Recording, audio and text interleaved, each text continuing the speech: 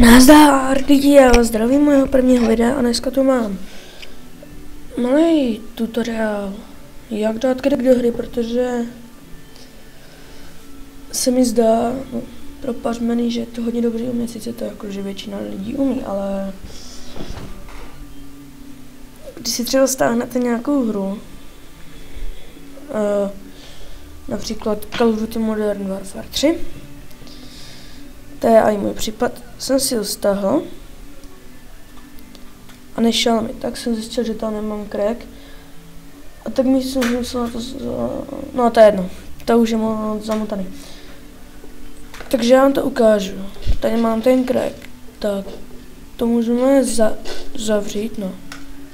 Jak máte ikonu hry, no když nemáte, tak se otevřete normální složku. Klikněte pravým, vlastnosti, otevřít umístění souboru. Tak, posunu sem. Otevřete crack, no to vezmete. Jenom toto přetáhnete to jednoduše do TT. Ano, ano. Pokračovat. Teď se to jenom přetentuje. No. A můžete hrát, nic víc na tom není. Akorát to nemůžete zapínat přes tu ikonu, musíte vždycky, ježiš, jsem to vypl.